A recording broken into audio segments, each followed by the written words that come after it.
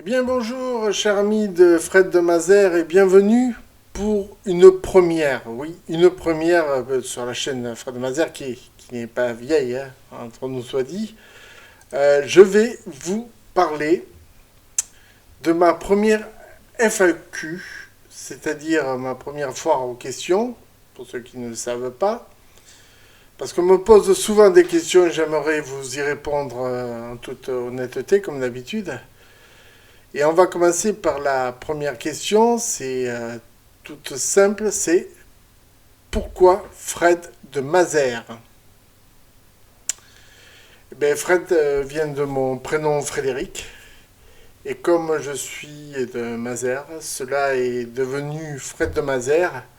Cela me paraissait bien aussi simple que l'est ma personnalité. Deuxième question, pourquoi ces vidéos? Tout simplement parce que j'ai toujours aimé les explorations, les urbex, mais honnêtement, je ne suis pas assez courageux pour en faire. Donc, je me suis dit, pourquoi ne pas filmer mes randonnées, les oiseaux sur mon balcon ou ce qui se passe dans le jardin des gens? Ça, au moins, c'est moins risqué. Troisième question, pourquoi YouTube? Pas pour l'argent, hein, ça c'est sûr, hein. Pour vivre de YouTube, il faut beaucoup d'abonnés et de vues sur chaque vidéo. J'en suis loin, très très loin. YouTube est un support que je maîtrise bien pour le partage et la diffusion de mes vidéos, avec des spectateurs qui aiment comme moi ce parfum d'aventurier qui est en nous tous. Pourquoi ce chapeau de cow-boy?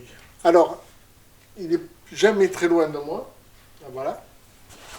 Alors, ce n'est pas un chapeau de cow-boy. Tout d'abord, ce chapeau 100% en cuir est australien, et non américain comme beaucoup le pensent.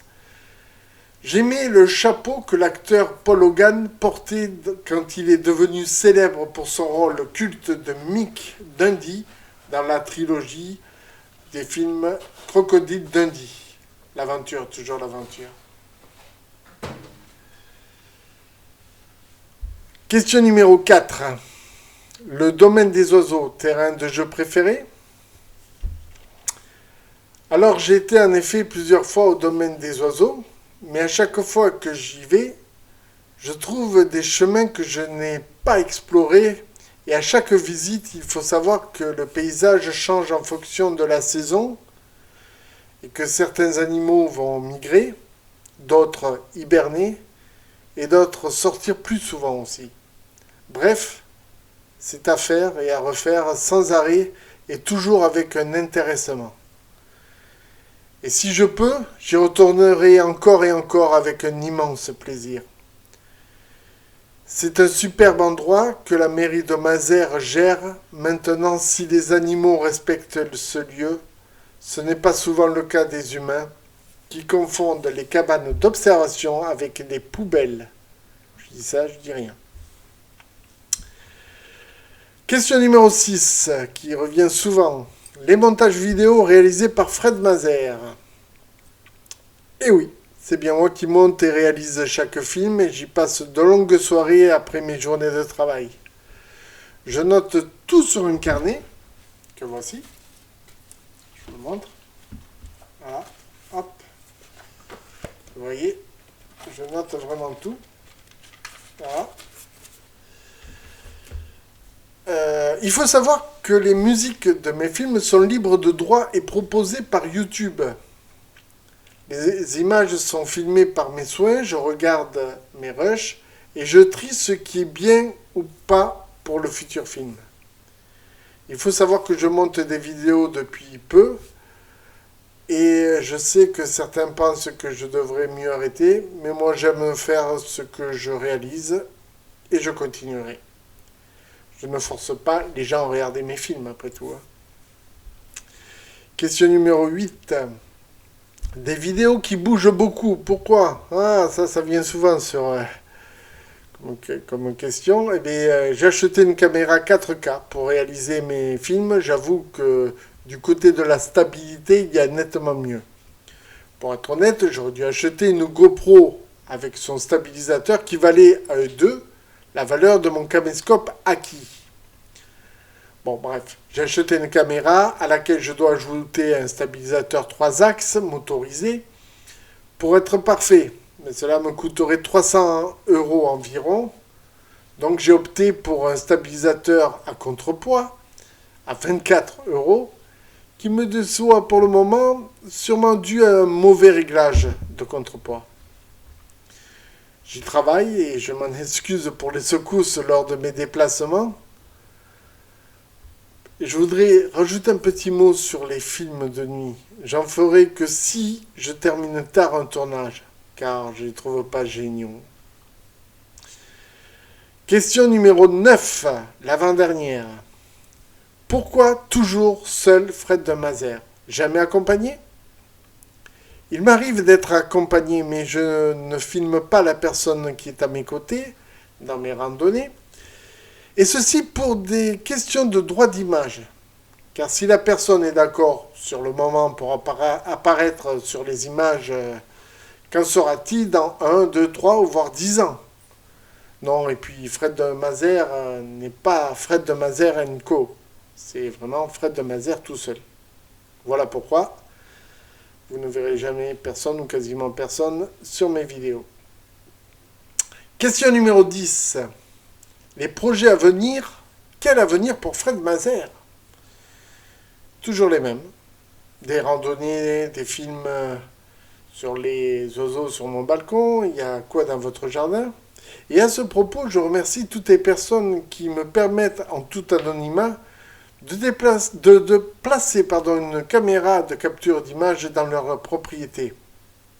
Quant au blog et YouTube de Fred de Mazères, je vais essayer de tenir un rythme d'une vidéo par semaine diffusée le samedi à 18 h selon ma disponibilité. Voilà pour les 10 questions qui reviennent le plus souvent. J'espère que ça vous aura permis de comprendre un peu ma façon de faire. Et ce que je vous propose en deuxième partie de cette vidéo, c'est tout simplement de pouvoir vous dire ce que j'aime regarder sur les chaînes de YouTube, parce qu'il y en a beaucoup. Et j'ai fait une petite sélection de 17 chaînes, pour commencer, parce qu'il y en a d'autres, mais les 17, on va dire, prioritaires. Et je vous propose tout de suite de les regarder avec moi.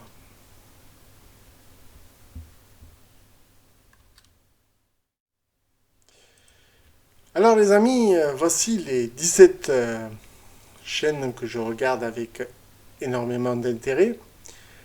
Elles ne sont pas dans l'ordre préférence, que ce soit bien clair, elles sont, tout venant, j'essaie de les mettre quand même dans l'ordre un peu des sujets qu'elles traitent. Et tout d'abord, on va commencer par l'Urbex avec Joe Urbex, le numéro 1, Joe Urbex, donc, qui très tôt dans son enfance, Joe a développé une sensibilité à l'image et à l'art de raconter des histoires. L'Urbex était un bon moyen pour lui de s'immerger dans un monde parallèle, là où le temps s'est arrêté. Passionné par les images et celles qu'elles peuvent nous raconter, il évolue avec passion dans un milieu de l'audiovisuel depuis 2018. Il a ouvert cette chaîne dans la perspective de partager ses explorations avec l'émotion qu'il perçoit sur le moment et une pointe de fiction. Suivez-le et découvrons ensemble notre patrimoine perdu grâce à Joe Urbex. Voilà, c'est tout ce que je peux vous dire sur cette chaîne-là. La deuxième chaîne est une chaîne immense. Pourtant, vous allez voir que ce que je vais vous dire sur lui est petit, mais très concentré. Le Grand JD. Le Grand JD, c'est un grand YouTuber suisse qui propose de vrais documentaires plus ou moins dangereux, voire paranormaux, ou de l'Urbex. Si vous regardez son à propos de sa chaîne YouTube, vous y trouverez juste cette phrase. Je fais des vidéos. Allez visiter sa chaîne, croyez-moi, vous ne serez pas déçus. La troisième chaîne que je regarde avec beaucoup de plaisir, c'est Jean Vidéo Production. Alors c'est un ami de Joe Urbex. Jean Vidéo Production nous propose sur sa chaîne de l'Urbex de l'aventure de la découverte des courts-métrages et la magie de l'image. Je vous laisse regarder ces belles vidéos et vous propose de juger par vous-même. La quatrième chaîne que je vous propose, c'est celle de Clément Exploration. C'est un jeune aventurier qui a choisi de filmer ses explorations. Passionné par le monde souterrain, l'histoire et la beauté des lieux abandonnés, à 19 ans, il commence à partager sur cette chaîne ses premières aventures. Cette passion de l'exploration l'a conduit dans des cavités inexplorées par l'être humain. Ces aventures vont lui faire prendre conscience que dans ces endroits reculés, de tout se cache, des endroits reculés, de tout se cache, des secrets.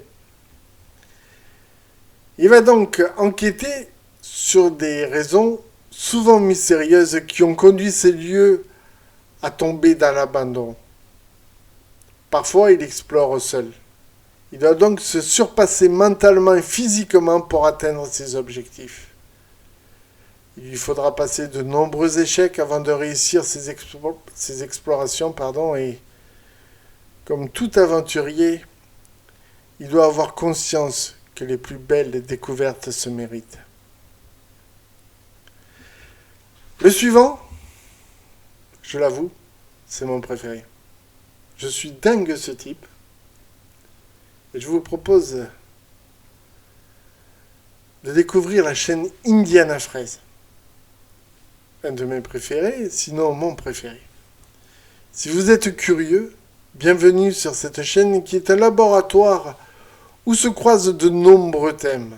Exploration urbaine, expériences étonnantes, découverte de la nature, vie des animaux, enquête paranormale et plus.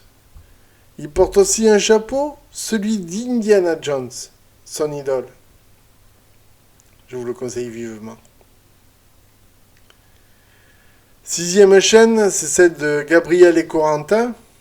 Sur cette chaîne de Gabriel et Corentin, vous suivrez deux explorateurs de 22 et 23 ans, passionnés d'histoire et de vidéos. Vous trouverez sur cette chaîne des explorations, des lieux insolites, abandonnés, historiques et incroyables. Chaque samedi à 18h, des explorations nocturnes, des urbex inédits, des infiltrations risquées et bien d'autres.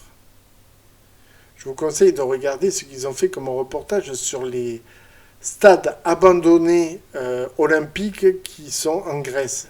C'est vraiment un superbe reportage.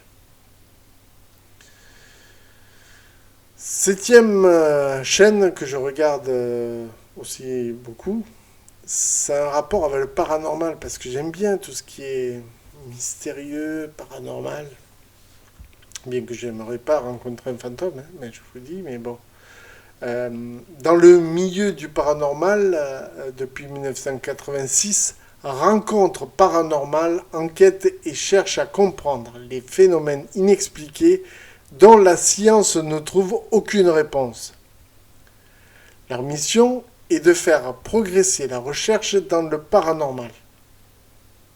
Rencontre paranormale se situe en Auvergne-Rhône-Alpes. Ils enquêtent dans toute la France et en Europe sur des lieux historiques chargés d'histoire, mais aussi chez le particulier pour leur apporter leur aide, ainsi que les réponses sur les événements inhabituels qui se passent dans leur logement. Ils essaient toujours de trouver des explications logiques et rationnelles aux demandes des particuliers, plutôt que de simplement les attribuer à une activité paranormale, et ce, gratuitement. Je vous conseille ces chaînes, c'est un frère et une sœur qui vous propose des reportages très bien, très très bien faits. La 8e chaîne que je regarde, c'est Occulture, toujours dans le thème un peu du paranormal. Sur la chaîne Occulture, vous trouverez le rendez-vous de la culture occulte, que ce soit sur les fées, vampires, loups-garous, contes, mythes et légendes. Vous trouverez tous ces sujets sur leur chaîne. Alors, prêt pour un moment d'occulture? Alors rendez-vous sur leur chaîne YouTube. Très intéressant. Une autre grande chaîne sur,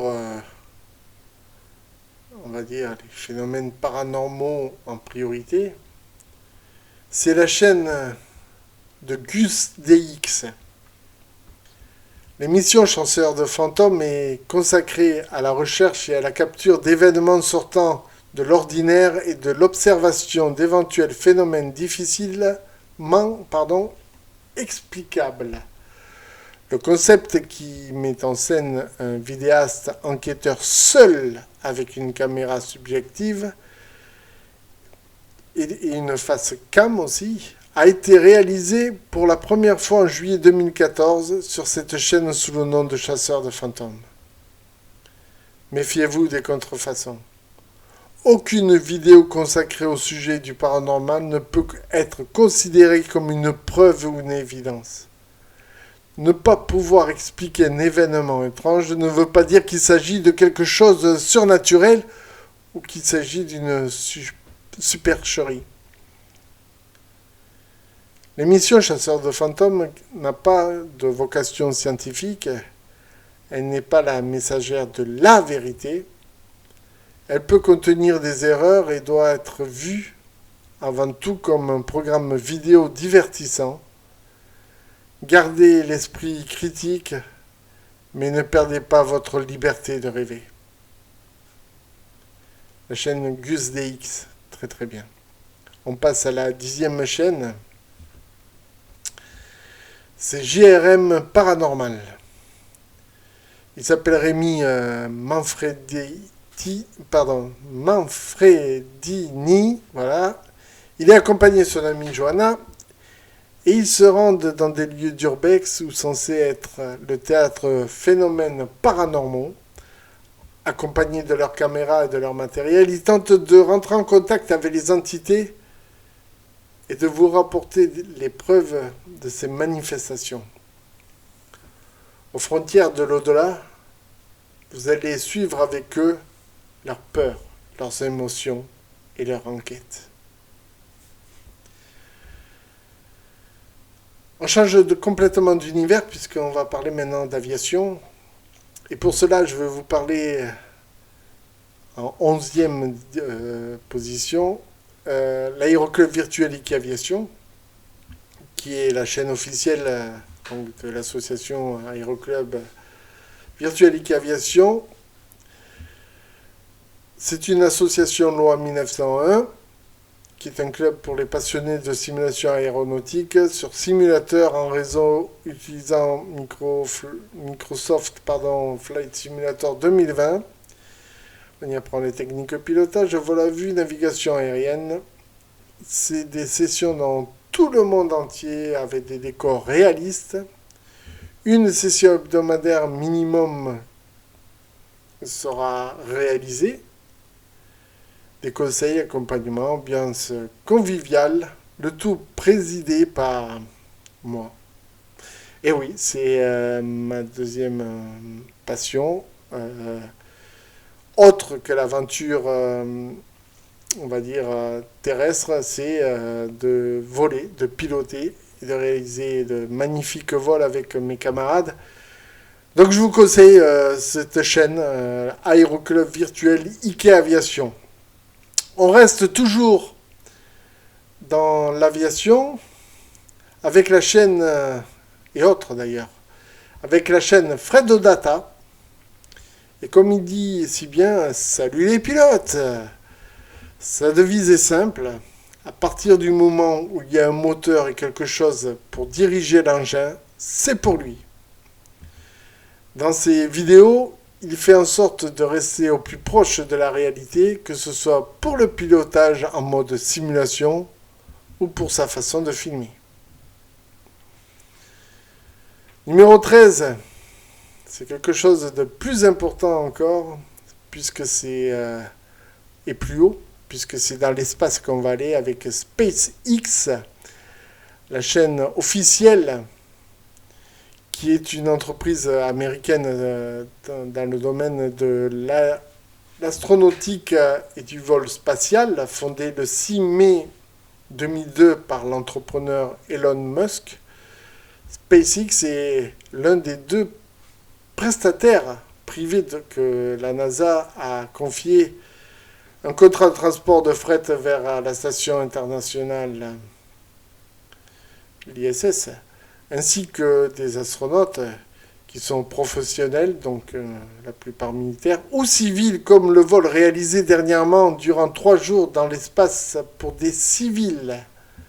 SpaceX vous propose tous les lancements de ces fusées avec des caméras disposées sur toute la fusée. C'est vachement beau à voir. Enfin, je vous conseille vraiment et de mettre le feu à son surtout, parce que le bruit des moteurs, c'est magnifique. On passe à la 14e, Stardust. Stardust est une chaîne YouTube qui diffuse des vidéos documentaires consacrées à l'histoire spatiale et aéronautique. Vous pourrez assister à des lancements de fusées en live avec des commentaires de Vicnet, mais son vrai nom est Vincent Edelberg. D'aussi loin qu'il se souvienne, il a toujours été passionné par l'espace. Il a toujours aimé communiquer pour ses passions, l'espace, l'aviation, le parachutisme, le base jump. Il s'est auto-formé à la vidéo, un média qui pour lui est le plus efficace à l'heure d'Internet. Il a lancé sa chaîne YouTube après 2 ans d'hésitation et Stardust, la chaîne Espace est née. Et très bien, parce qu'il raconte professionnellement, j'ai envie de dire, les lancements dont fait partie souvent SpaceX. Voilà. On va passer maintenant à Ufotinic,